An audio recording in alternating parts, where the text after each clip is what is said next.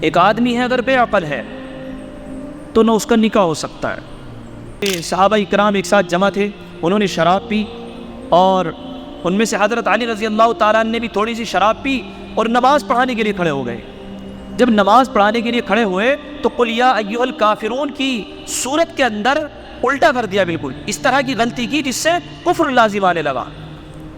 اللہ کے نبی صلی اللہ علیہ وسلم کو یہ بات معلوم ہوئی، نہ اس سے کوئی رشتہ داری قائم کرتا ہے، نہ اس سے کوئی دوستی کرتا ہے، نہ اس سے کوئی خاص محبت رکھتا ہے۔ جس وقت پروگرام ہونے کے بعد میں شراب کی سبیل لگتی تھی کہ بھئی باہر شراب کا انتظام ہے، آپ لوگ بیان سے فارغ ہونے کے بعد میں ایک ایک گلاس پیتے ہوئے جائیں۔ مسلمانوں کا وقت کہاں گزر رہا ہے؟ بیٹھکوں پر بیٹھ کر، چائے کے کھوپوں پر بیٹھ کر، اور بات کرتے ہیں امریکہ تک کی حکومت بنانے کی۔ آپ کی اولاد مر چکی ہے، اگر آپ کا بچہ نشے کا عادی بن گیا تو آپ کا بچہ مر چکا ہے۔ عقل اگر ٹھیک نہ ہو تو پھر انسان کا کوئی عمل ٹھیک نہیں ہوتا ہے، اور اگر عقل باقی رہے تو پھر انسان کے سارے کام بنتے ہیں۔ اس لیے عقل اللہ تعالیٰ کی نعمتوں میں سے بہت بڑی نعمت ہے۔ آپ دیکھیے کہ جب انسان بے عقل ہوتا ہے تو اسے نہ پہننے کا شعور ہوتا ہے، نہ چلنے کا شعور ہوتا ہے، اس کی زندگی ہی الگ ہوتی ہے۔ ایک آدمی ہے اگر بے عقل ہے تو نہ اس کا نکاح ہو سکتا ہے، نہ وہ کوئی کاروبار پہ لگ سکتا ہے، نہ اس کو کوئی نوکری پر رکھتا ہے، نہ اس کو کوئی مزدوری پر رکھتا ہے، نہ اس سے کوئی رشتہ داری قائم کرتا ہے، نہ اس سے کوئی دوستی کرتا ہے، نہ اس سے کوئی خاص محبت رکھتا ہے، نہ اسے کپڑے پہننے کا شعور ہوتا ہے، نہ اسے جینے کا شعور ہوتا ہے، نہ اسے کسی کی موت، غم، حیات، کسی کا شعور کچھ نہیں ہوتا ہے، اس کی زندگی بالکل الگ ہوتی ہے۔ تو اس کا دوسرا مطلب کیا نکلا کہ جن لوگوں کو عقل اللہ نے دی ہوئی ہے تو ان کو یہ تمام چیزیں، کہ جس انسان کے پاس عقل ہے تو لوگ اس کو رشتہ دار بھی بناتے ہیں، اس کو دوست بھی بناتے ہیں، اس کے ساتھ کاروبار بھی کرتے ہیں، اس کو ملازمت بھی ملتی ہے، وہ تجارت بھی کرتا ہے، لوگ اس سے محبت بھی کرتے ہیں، لوگ اس سے مشورہ بھی کرتے ہیں، لوگ اس سے رشتہ داریاں بھی جوڑتے ہیں۔ تو معلوم یہ ہوا کہ عقل اللہ کی بہت بڑی نعمت ہے۔ اب آپ تصور کریے ایک بے عقل انسان کس طرح کی زندگی گزارتا ہے، اور ہم تم لوگ کہ جن کو اللہ نے عقل دی ہے تو ہم کس طرح کی خوبصورت زندگی گزار رہے ہیں۔ تصور کریے ایک آدمی آیا دنیا کے اندر اور دنیا کی کسی چیز کی خوشی اس کو ملی ہی نہیں، آیا اور یوں ہی چلا گیا۔ اور ایک ہم لوگ ہیں کہ اللہ نے ہمیں عقل سلیم دی، ہم دنیا میں آئے، دنیا میں تمام چیزیں جو اللہ نے بنائی ہیں، رشتہ داریاں ہوں، باپ بیٹے کا رشتہ ہو، شوہر بیوی کا رشتہ ہو، کاروبار کا معاملہ ہو، کھانے پینے کا تعلق ہو، دعوتوں کا تعلق ہو، میل جول کا تعلق ہو، اللہ نے یہ نعمتیں ہم سب کو میسر کر۔ تو اس کا مطلب یہ ہے کہ عقل بہت بڑی چیز ہے۔ اس لیے علماء محققین نے لکھا ہے کہ شریعت کی 5 بنیادی چیزیں ایسی ہیں کہ جن کی حفاظت کرنا انسان کے لیے ضروری ہے۔ ان میں سے ایک ایمان کی حفاظت، ایمان کی حفاظت، ان میں سے دوسرا جان کی حفاظت، ان میں سے تیسرا مال کی حفاظت، اور ان میں سے چوتھا آل کی حفاظت، جو آپ کی اولاد ہیں، جو نسلیں ہیں، ان کی حفاظت، اور 5ویں چیز بیان فرمائی عقل کی حفاظت۔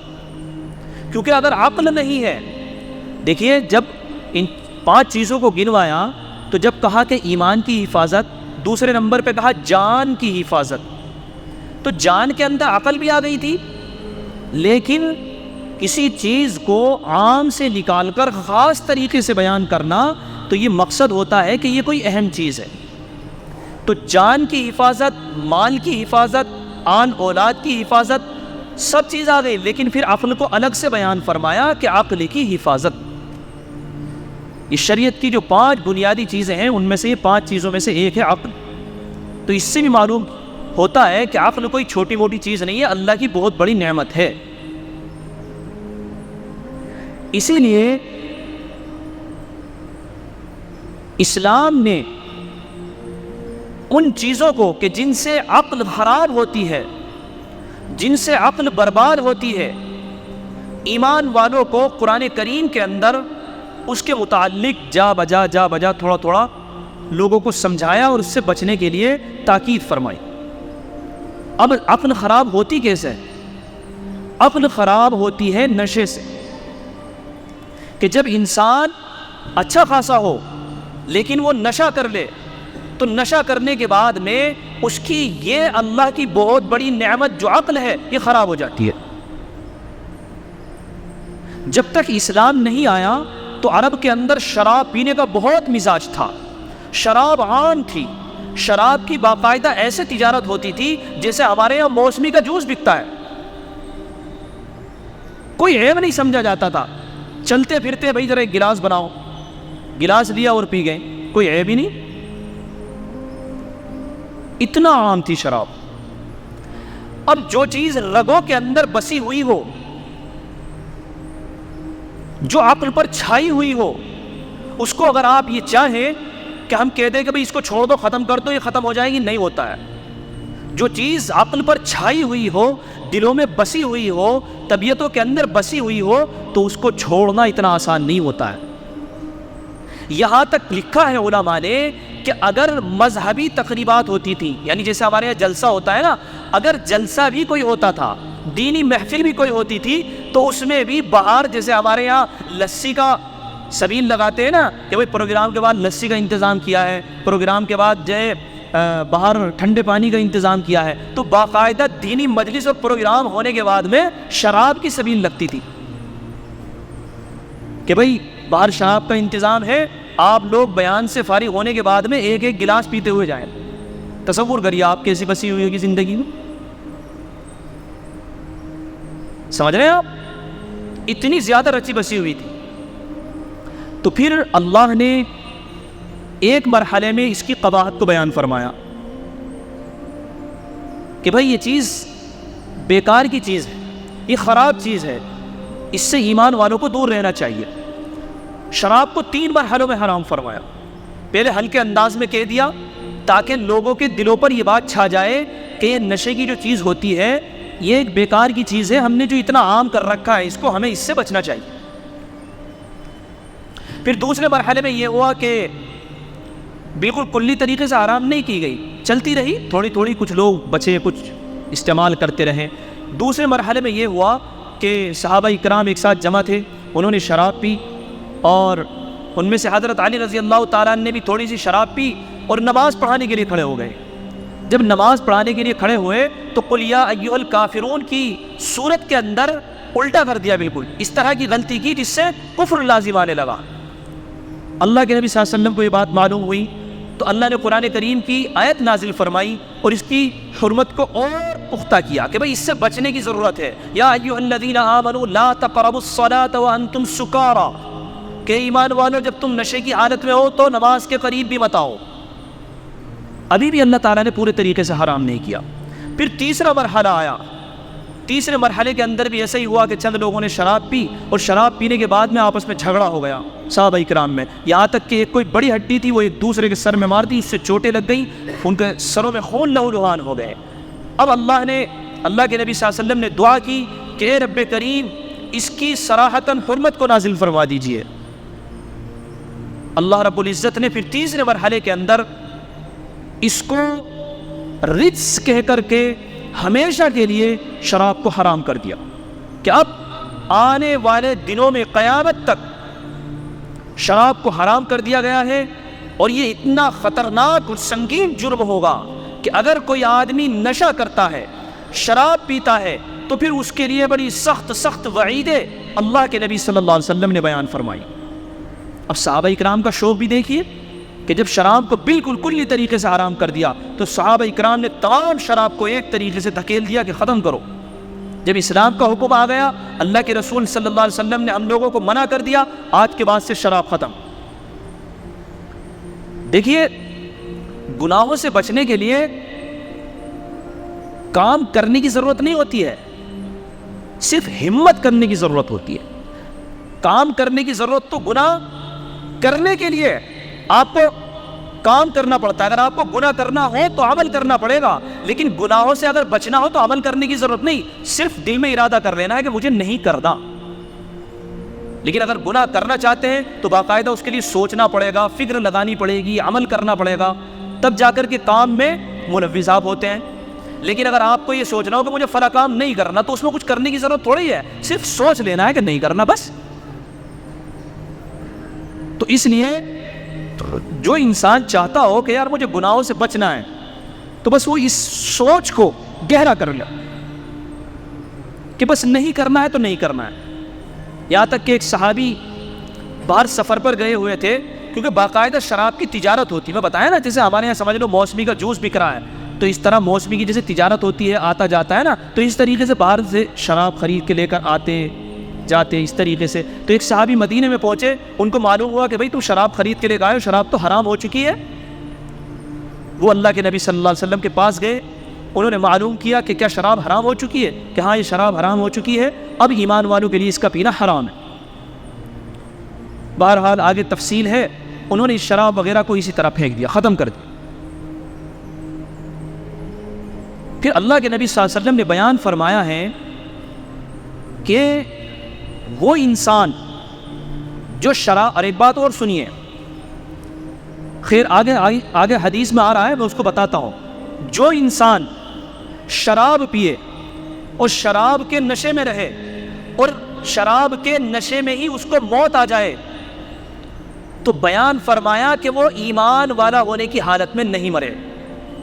حدیث میں اس کی تشریح لکھی ہے کہ جب کوئی انسان زنا کرتا ہے یا کوئی انسان شراب پیتا ہے، تو اس کا ایمان نکل کر کے اس طریقے سے اس کے اوپر آگے کھڑا ہو جاتا ہے۔ یعنی جس وقت وہ زنا میں ملوث ہو، جس وقت وہ نشے میں ہو، تو اس وقت اس کے اندر اس کا ایمان نہیں رہتا، نکل کر کے اس کے سر پہ آ کر کھڑا ہو جاتا ہے۔ اب آپ سمجھیے، اگر کوئی نشے کی حالت میں ہو اور اسی حالت میں مر جائے اور اس کا ایمان اس کے اندر سے نکلا ہوا ہو، تو ہمیشہ ہمیشہ کے لیے جہنم میں جانے کے فیصلے اس کے ہو سکتے ہیں۔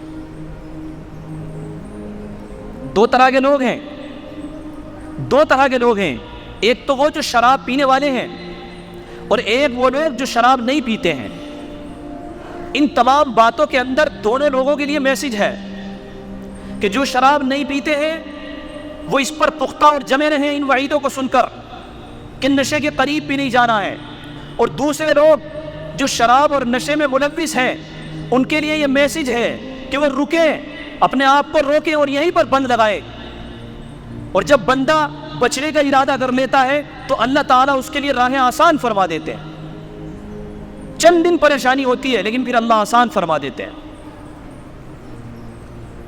اللہ کے نبی صلی اللہ علیہ وسلم نے بیان فرمایا، کیونکہ اللہ کے نبی کو معلوم تھا کہ یہ نشہ ایک ایسی چیز ہے کہ یہ انسان کی عقل پر چھا جاتا ہے، اس لیے اپنے زمانے میں بیان فرمایا کہ ایک زمانہ ایسا آئے گا کہ شراب کو نام بدل بدل کر کے پیا جائے گا، شراب کے نام الگ رکھ دیے جائیں گے، وکسی، لائن، عجیب عجیب نام ہے نا، اور چرس، گانجا، افیم۔ لیکن اللہ کے نبی نے بیان فرمایا کہ ہر وہ چیز جو نشہ پیدا کرتی ہے وہ شراب ہے۔ لہٰذا کوئی آدمی اگر یہ سوچے کہ بھئی بیان میں تو شراب کا ذکر آ رہا ہے، لہٰذا ہم کوئی دوسرا نشہ کر لیتے ہیں، تو ایسا نہیں ہے۔ ہر نشہ کرنے والی چیز یہ شراب کے درجے میں ہے، اور ہر نشہ کرنے والی چیز یہ حرام ہے۔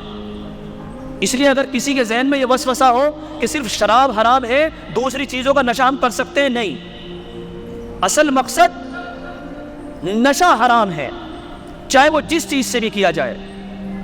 تو میں بتا رہا تھا کہ اللہ کے نبی صلی اللہ علیہ وسلم نے بیان فرمایا کہ ایک وقت ایسا آئے گا کہ لوگ نام بدل بدل کر کے شراب کا نام رکھیں گے، چیمپئن اور بیئر، عجیب عجیب طرح کے نام آتے ہیں نا، اور اب تو باقاعدہ بار کھل گئے ہیں، اور اس میں مسلمانوں کی بہت بڑی تعداد بار کے اندر ان کی رونق بن کر کے جاتے ہیں۔ میرے بھائی، میں نے بتایا کہ اللہ کی بہت بڑی نعمت یہ ہے کہ آپ کو عقل ملی ہوئی ہے، آپ شراب پی کر نشہ کر کے کیوں زبردستی اس کو خراب کرتے ہیں؟ اللہ نے یہ زندگی دی ہے، یہ خوبصورت زندگی ہے، اس کو اپنوں میں گزارو، اس کو خیر کے کاموں میں گزارو۔ انسان شراب پیتا ہے، بد حواس ہو جاتا ہے، بعض آدمی اتنا نشہ کرتا ہے کہ نالی کے کنارے پر پڑا ہوا ہوتا ہے، کپڑوں کا ہوش نہیں ہوتا ہے، منہ میں جھگون آ رہے ہوتے ہیں، پیشاب نکلا ہوا ہوتا ہے اور پڑا ہے سڑک کے کنارے۔ عجیب زندگی ہے بھائی، اللہ نے زندگی دی ہے تو نشے سے دور رہو۔ آج بہت بڑا طبقہ، ہماری نئی نسل، رونگٹے کھڑے کر دینے والی باتیں ہیں۔ 10 سال کا بچہ، 11 سال کا بچہ وہ نشہ کر رہا ہے، اور مسلمانوں کی بہت بڑی نسل تباہ برباد ہو رہی ہے۔ ان کے ماں باپ کہاں سوئے ہوئے ہیں؟ یہ یاد رکھیے، اگر ہماری اولاد نشے کی عادی بنی ہے تو اس میں اولاد کی غلطی نہیں ہے، غلطی ہماری ہے۔ ہم نے توجہ دی کیوں نہیں کہ ہمارا بچہ عصر کے بعد جا کھا رہا ہے، ہمارا بچہ کن بچوں کے ساتھ گھوم رہا ہے، ہمارا بچہ کن بچوں کے ساتھ میں اٹھ رہا ہے۔ کمی ہماری ہے، بعد میں روتے پھرتے ہیں کہ یار اولاد جوان ہو گئی لیکن یہ تو نشہ کرتا ہے، اس نے تو محلے میں ہماری ناک کٹوا دی۔ ناک کٹوانے کے کام تو خود تم نے کیا ہے۔ مسلمانوں کا وقت کہاں گزر رہا ہے؟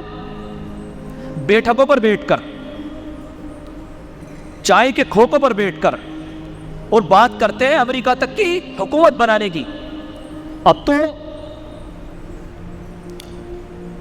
ہندوستان کے اندر یہ ہونے والا ہے، اب کے جو ہے حکومت فلاح کی بننے والی ہے، اور امریکہ کے اندر جو اب کی صدارت آ رہی ہے وہ اس کی آنے والی ہے، صدر وہاں کا وہ بنے گا۔ اور سعودی عرب کے اندر جو ہے محمد بن سلمان کے بعد میں جو اس کا چھوٹا بھائی ہے، پکا آنا طے ہے اس کا، اس کی حکومت ہے۔ یہ تو ہماری باتیں ہیں۔ اب تمہیں کیا لینا دینا کس کی حکومت بن رہی ہے؟ تمہاری اولاد تباہ برباد ہو رہی ہے، یہ شراب کی عادی ہو گئی، یہ نشے کی عادی ہو گئی، اور تم چائے کے کھوکوں پہ بیٹھ کر الٹے سیدھے کاموں میں لگے ہوئے ہو۔ کسی ایک کو پکڑ لیا، وہ بستی میں جو وہ ہے نا، وہ سنا بڑا معاملہ اس کا ہی چل رہا ہے، اس کو بیٹھے ہوئے آدھے گھنٹے تک گھوٹ رہے ہیں، غیبتیں کر رہے ہیں، چغل خوریوں میں لگے ہوئے ہیں، اور بھائی اس نے یہ کہا ہے، بھائی انہوں نے کیا کہا تھا ہمارے بارے میں، یہ کوئی زندگی ہے؟ مطلب یہ جب تم رات کو 10-12 بجے تک بیٹھ کر کے کھوکھوں پہ، ٹھیلوں پہ، الٹی سیدھی جگہوں پہ ٹائم برباد کرو گے تو یہ تمہارا بچہ کہاں جائے گا؟ ہوش کے ناخن نہیں لیتے ہیں، پتہ نہیں کہاں مسلمان کھوئے ہوئے ہیں۔ بھائی بہت بڑی نسل ہماری تباہ و برباد ہو رہی ہے، سخت نگرانی کی ضرورت ہے۔ اللہ نے قرآن میں بیان فرمایا، یا ایھا الذین آمنوا قوا انفسکم واہلیکم نارا وقودھا الناس والحجارہ، اے ایمان والو اپنے آپ کو اور اپنے گھر والوں کو جہنم سے بچاؤ، اس کا ایندھن انسان اور پتھر ہے۔ ہم غفلت کی نیند سوئے ہوئے ہیں۔ آپ یہ نہ سمجھے کہ میرا بیٹا نشہ نہیں کر رہا ہے، سخت نگاہ رکھو کہ آپ کا بیٹا، آپ کا بچہ کن کے ساتھ اٹھ بیٹھ رہا ہے۔ مسلمانوں کے بچوں کے اندر خاص طور سے نشے کی عادت بہت زیادہ بڑھتی جا رہی ہے، اور جس بچے کو 10 سال 12 سال کی عمر میں نشے کی عادت پڑ گئی، پھر اللہ ہی اس کی حفاظت کرنے والا ہے۔ اگر ہدایت دے دے تو الگ بات ہے، ورنہ آپ کی اولاد مر چکی ہے۔ اگر آپ کا بچہ نشے کا عادی بن گیا تو آپ کا بچہ مر چکا ہے، وہ ایک زندہ لاش کی طرح گھوم رہا ہے۔ اس لیے میرے بھائی، اپنے بچوں کو بری صحبتوں سے بچاؤ، بری چیزوں سے بچاؤ، ورنہ یاد رکھیے کہ آپ کی اور ہماری یہ نسل بہت بری طریقے سے برباد ہونے جا رہی ہے، بہت بری طریقے سے برباد۔ آپ جائزہ لیجئے، بہت بڑی تعداد میں نوجوان بچے، کوئی ٹیوب کا نشہ کر رہا ہے، کوئی کیپسول کا نشہ کر رہا ہے، کوئی بیئر پی رہا ہے، کوئی شراب پی رہا ہے، کوئی سلپے سوت رہا ہے، کوئی چرس اور گانجا پی رہا ہے۔ یہ کیسی زندگی ہو گئی میرے بھائی؟ کیا اللہ کے نبی صلی اللہ علیہ وسلم نے اس امت کے لیے جو پتھر کھائے تھے وہ اسی لیے کھائے تھے؟ آپ جو مصلی بچھا کر کے روئے تھے وہ کیا اسی لیے روئے تھے؟ آپ نے جو بار بار اپنی امت کی فکر کی ہے، اپنی امت کی مغفرت کی جو ہے دعائیں کی ہے، تو وہ کیا اس لیے کی تھی؟ اس لیے میرے بھائی، شراب سے جو بڑے ہیں وہ بھی بچیں، جو بچے ہیں میرے پیارے، میرے عزیزوں، تمہاری خوبصورت زندگی اور جوانی ہے، اس کے قریب بھی مت جانا۔ یہ بہت خطرناک چیز ہے، بہت خراب چیز ہے۔ اور جو لوگ شراب کے عادی بن چکے ہیں اور وہ پرانے شرابی ہو چکے ہیں، تو وہ اللہ سے مانگیں۔ دیکھو میں ایک واقعہ سنا کر بات ختم کرتا ہوں۔ جگر مراد آبادی، بہت بڑے شاعر، شراب کے عادی تھے، شراب پینے کا بہت مزاج تھا، یہاں تک کہ لکھا ہے کہ شراب پی کر کے کسی بھی نالی کے کنارے جا کر کے پڑ جاتے تھے۔ جب شاعری پڑھنی ہوتی تھی تو شاعری بہت اچھی کرتے تھے، بڑے عمدہ عمدہ اشعار کہتے تھے، تو مشاعرے میں باقاعدہ ان کو اٹھا کر کے لے کے جایا جاتا تھا۔ لیکن خواجہ مجذوب رحمۃ اللہ علیہ نے دوستی کا تعلق تھا، شاعر تھے، تو یہ اٹھا کر کے حضرت تھانوی رحمۃ اللہ علیہ کے پاس میں لے گئے، حضرت مولانا اشرف علی تھانوی رحمۃ اللہ علیہ کے پاس، اور جا کر کے بتایا کہ حضرت ایسے ایسے میرے دوست ہیں، شراب پینے کے عادی ہیں، میں نے بہت سمجھایا تھا، آپ سے ملاقات کے لیے راضی ہو گئے، میں لے کر کے آ گیا ہوں۔ تو یہ شرط لگا کر کے گئے تھے، وہاں جا کر کے پھر انہوں نے بتایا کہ دیکھو میں جا تو رہا ہوں، لیکن دیکھو مجھے رات کو شام میں شراب پینے کی عادت ہے، میں وہ ضرور پیوں گا، مگر یہ شرط ہو تو میں چل سکتا ہوں۔ تو وہاں جا کر انہوں نے بتایا خواجہ صاحب نے کہ ایسے ایسے شرط لگا کر گئے ہیں۔ تو حضرت تھانوی رحمۃ اللہ علیہ نے یہ نہیں کہا، بعض لوگ ایسا ہوتا ہے نا کہ جو کسی برائی میں مبتلا ہو تو اس پہ لان تان شروع کر دیتے ہیں، ڈٹ مجد شراب پی گئے، تو پی گیا شراب، یار باہر کرو اسے، یہ ہوتا ہے، یہ طریقہ نہیں ہے، یہ طریقہ نہیں ہے۔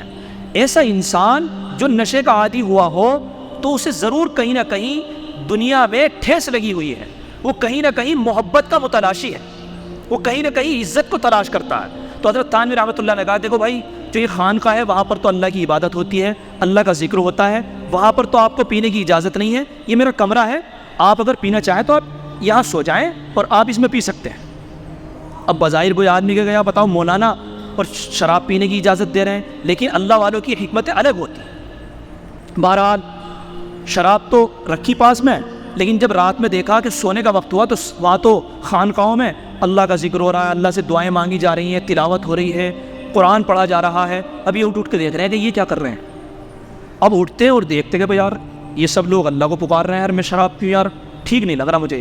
پوری رات ایسے ہی گزار دی، شراب نہیں پی، اور صبح حضرت سے کہا کہ حضرت مجھے بہت شرم آ رہی ہے کہ یہ لوگ اللہ کا ذکر کر رہے ہیں اور میں یہاں بیٹھ کے شراب پیوں، میرے دل نے اس بات کو گوارا نہیں کیا۔ بہرحال شراب نہیں پی، شراب چھوڑ دی۔ شراب چھوڑنے کے بعد میں بہترین نیکی کی طرف چل دیے، اللہ والے بن گئے۔ ڈاکٹروں نے کہا طبیعت خراب رہنے لگی کہ آپ بہت بڑے شاعر ہیں، آپ قوم کی امانت ہیں، تھوڑی سی پی لیا کرو۔ اگر تھوڑی سی پیتے رہیں گے، کیونکہ ایک دم سے اگر بند کرو گے تو تمہاری جان کو خطرہ ہو سکتا ہے، تھوڑی سی پی لیا کرو۔ تو ڈاکٹر سے پوچھا اچھا چلو ٹھیک ہے، میں اگر تھوڑی سی پینے لگوں تو میں کتنے سال اور جی سکتا ہوں؟ تو کہا کہ 10-5 سال اور زیادہ جی سکتے ہو۔ تو کہا کہ 10-5 سال اگر زیادہ جیوں اور اللہ کی نافرمانی کر کے جیوں، ایسی زندگی مجھے پسند نہیں ہے۔ میں 10 سال 5 سال کم جینا پسند کرتا ہوں، لیکن اللہ کی فرما برداری کے ساتھ۔ زندگی بدل گئی۔ تو بھائی جو لوگ شراب کے نشے میں ملوث ہیں وہ اللہ کے قریب آئے، اللہ تمہیں خود قبول کرنے کے لیے تیار ہے۔ اللہ ہم سب کی حفاظت فرمائے۔ وآخر دعوانا الحمد للہ رب العالمین۔